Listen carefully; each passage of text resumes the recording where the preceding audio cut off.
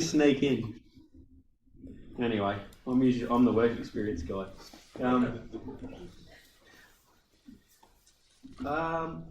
Look, I suppose the title of my talk today, it comes from Psalm 34, verse 19. It says, "Many are the afflictions of the righteous, but the Lord delivers him out of them all." And you can just turn to James 1 just quickly. And just got off the back from having whatever that thing that's going around, just a cold, man flu, whatever it is. Tried to get healing, didn't get healing, sort of out of action for 3 weeks, and that's okay. But it just made me think a little bit. I suppose the Lord's always teaching you something, no matter what. And the silver lining I got is to maybe look out for other people that are sick. That's just what I was, the lesson for me, is maybe sometimes when you're sick, you're not at your best, and even your mental state can even, not that I wasn't dying or anything, but it just got me thinking, about how it can affect you and how it can affect other people. And maybe we've got people in our fellowship that have got some sort of big sort of things going on, and we should get around them and pray for them and actually, this is me, look out for them all. Anyway, James 1, verse 2 and to 4. And why do we have trials? My brethren, count it all joy when you fall into diverse temptations, knowing this, the trying of your faith, work of patience. But let patience have her perfect work, that you may be perfect and entire, wanting nothing. And I've got it in the Amplified. I don't know if reading it in the Amplified will even throw you, but I'll read it anyway. "Consider it wholly joyful, my brethren, whenever you are enveloped in or encounter trials of any sort or fall into various temptations. Be assured and understand that the trial and the proving of your faith bring out endurance and steadfastness and patience. And let endurance and steadfastness and patience have play and do a thorough work, so that you may be people perfectly and fully developed," that's no defects, "lacking nothing." And we'll turn to Luke 18, verse 7. And that's what happens when you don't bring your Bible up. Hang on.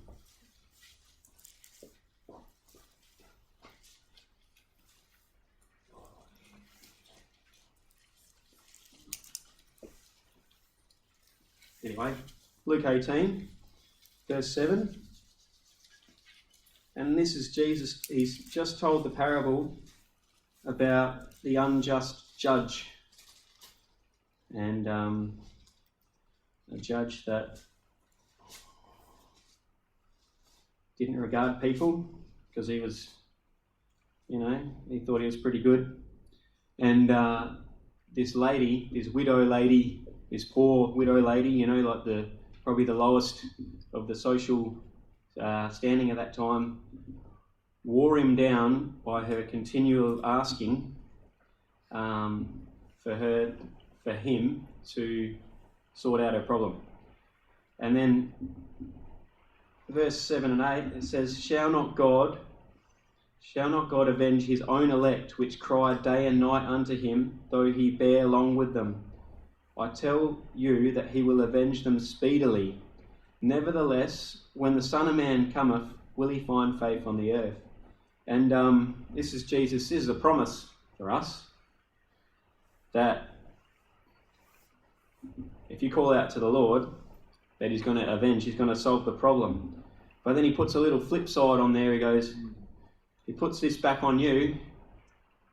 Is he going to find faith on the earth? And we would say yes. All the people said that when the Lord comes back, that we're going to be faithful, that we're going to be there ready for when the Lord comes back.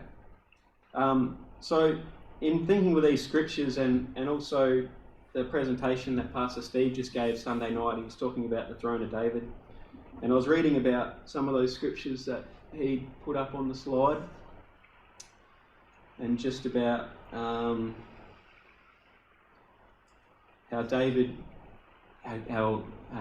Nathan the prophet says to David, "I'm going to establish your house," and so David at this time had rest from his enemies. After all the drama he had in his life, all the dramas he had for years and years and years, and slogging it out, just serving the Lord faithfully and doing what he had to do, God gave him rest. And in his heart, David was looking at the tabernacle with the Ark of the Covenant in it, and he was sort of thinking to himself, the Lord's blessed me and he's looked after me, and the Ark of the Covenant's just sitting in this tent, and I dwell in a house of cedar, and it just goes to show David's heart, what his heart was like when things were all good, that he wanted to build the Lord a house, and that's when the Lord said to David through the prophet, he said, "Well, I'm going to actually establish your throne forever till Jesus comes back." And this man David, he got me thinking more and more about his relationship with the Lord, and how it was thousands of years before its time almost. How we have our relationship with the Lord, and we're saved by grace, and we're saved by the blood of the Lord, and we have this one-on-one relationship with the Lord, and David had that, and we're really blessed because we can read in the Bible, in the Word,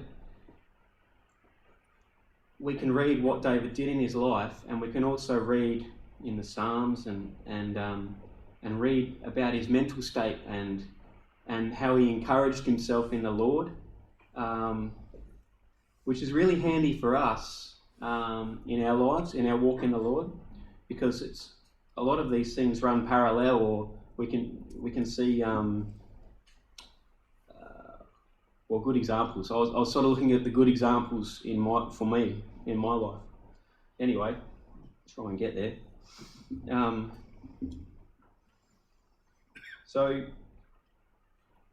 most of us, I believe, know quite a lot about the story of David, and for homework, or if you're inspired or whatever, if you want to do some reading, First Samuel, you can read the whole chapter once you start going, the whole book, but 20 onwards and just 18 or something talks about Goliath, and how David, this young boy, slew the enemy because he relied on the Lord. And chapter 20 onwards, David goes through some real dramas. There's the king of Israel, Saul. When did I start? He became jealous of David and the Lord working in David's life, and Saul had done some stupid things, and the glory of the Lord had departed from Saul, and he was the king of Israel, and it got to the point where David was on the run for his life. And talk about trials. He's hungry and he's on the run, and no one's with him. Well, he would have had a few guys at that point with him, and he goes to the high priests and the high priest and the priests, and they give him the showbread and they give him the sword that was Goliath's, and he's on the run. And Saul's, the leader of Israel, is so far out of kilter that he finds out about the priests and he kills them all, except for one. One escapes and goes to David, and that's how things were so topsy-turvy. They were all out of whack, and it shouldn't have been happening, but it was happening. And David's, he's gone south, the wilderness places. He's living in caves. He's got a motley crew that are gathering around him, wanted men, people that were hunted as well. There's uncertainty, fear, because anyone was in their rights to turn on David because the king of Israel was against David, and he had to relocate his family, and he lived in the Philistines, and it was a messy situation. And in the situation itself, there was no stability. There was nowhere for him to go. He had to keep moving. He tried this. He tried even things which you read like probably not the best thing, to go work for the Philistines or go to the Amalekites or whatever it was. He just tried to do something because he just tried to survive, right? At the same time of this whole situation, which could have gone on a while, he didn't change his core beliefs, and he didn't even let others influence his decision making, which is quite amazing. And you've got to read the stories yourself, and you probably know them all already, but they're good to read. But God delivered him multiple times. When Saul was after him, God delivers Saul into David's hand twice. And we'll just go to Deuteronomy 6, verse 5. I better read the scriptures. And one thing you could say about David, and that's, he had an amazing love for the Lord.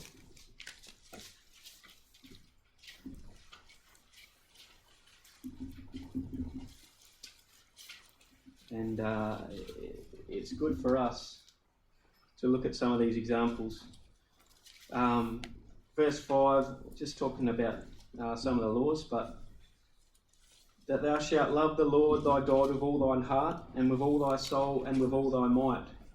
And that was definitely something that David did. And there was a real strength in that because he did it with every fibre in his being, and his actions showed that, and the things that he spoke and the things that he thought about, the things that he wrote about and sung about, and also the people that were with him were affected by that. These were the guys that were the ragtag, maybe they were the murderers or the this or the that or the this.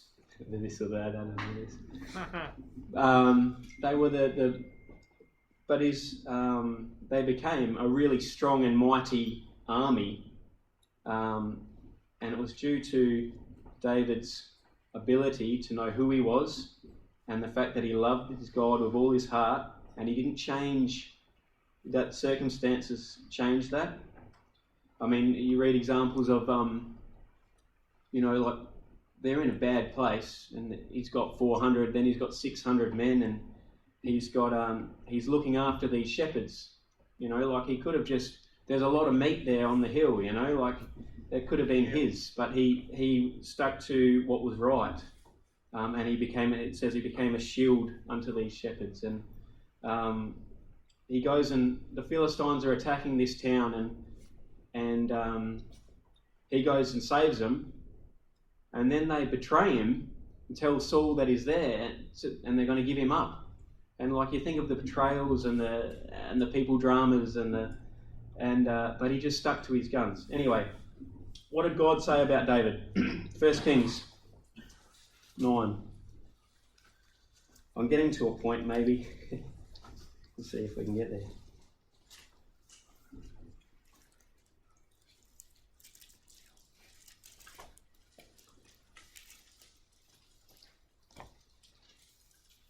Okay, this is, sorry fella, am I not loud enough? 1 Kings 9, and this is what God said about King David, and he actually said it to his son Solomon. Solomon's having a dream. Well, I believe he's having a dream. Anyway. And God says to Solomon, if thou wilt walk before me as David thy father walked, in integrity of heart and in righteousness, to do according to all that I have commanded thee, and will keep my statutes and judgments, I will establish the throne of thy kingdom upon Israel forever, as I promised to David thy father, saying, there shall not fail thee a man to sit upon the throne of Israel. It talks about integrity, which is not something that's really banged on about today. It's not a fashionable thing to be talking about. But David's integrity is in honest and having strong moral principles. And I think of structural integrity, like a bridge is made to be able to withstand the elements and not crush everyone when they're walking on it. And he had an integrity of heart and an uprightness. And David's strength and stability, it came from loving God. And when you read the Psalms and you go through them all, and you know, like the ones that we sing, even like "Create in me a clean heart," and "Renew a right spirit within me, and cast me not away from thy presence, O Lord." That was written. That's Psalm 51. That's written when David's done. He's done the unthinkable, and he's made a real blue. He's made a real mistake, which cost someone his life, and it caused David a lot of drama. But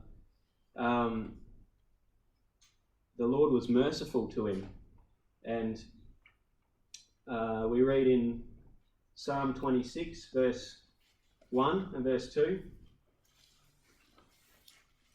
And thinking about this integrity and how important it is for us. See, for David, it was a strength to him.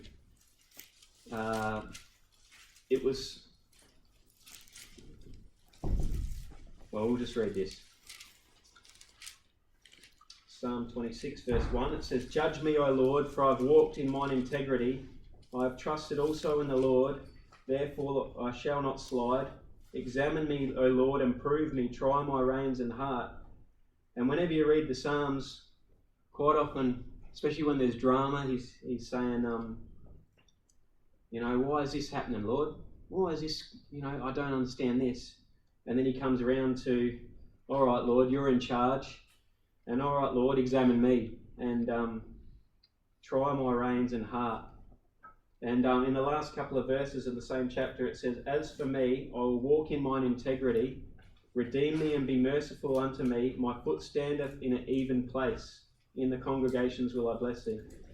But when you're thinking about standing in an even place, well, here is good, you know, like solid ground.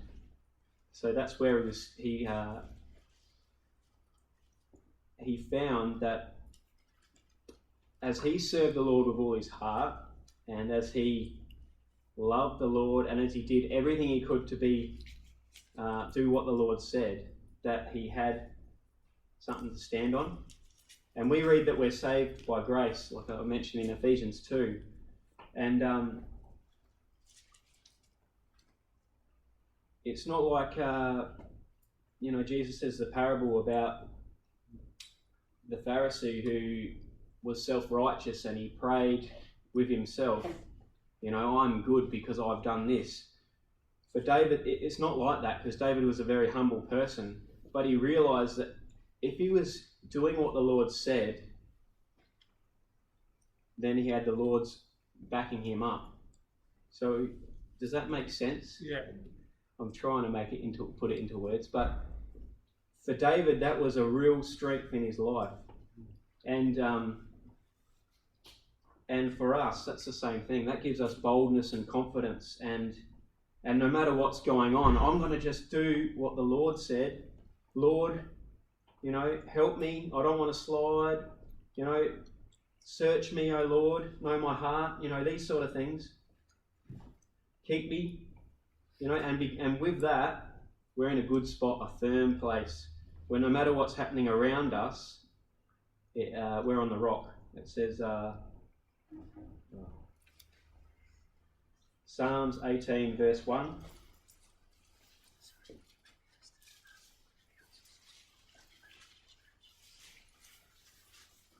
I'm going to get off in a sec. Psalms 18, verse 1.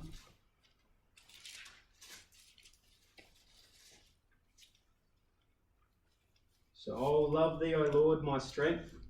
The Lord is my rock and my fortress and my deliverer, my God, my strength in whom I trust, my buckler and the horn of my salvation, and my high tower. I will call upon the Lord, who is worthy to be praised, so I shall be saved from mine enemies." And so I guess we started talking about trials, tribulations, And then we started talking about what we can do, that we serve the Lord, and whether we're a mum at home, whether we've got a job, whether we're retired, whether we go to school, wherever we are,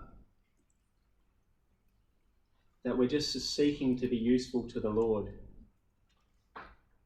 and that we're in a good place, and we're firm in our footing, and the Lord will look after us. That's all. Amen.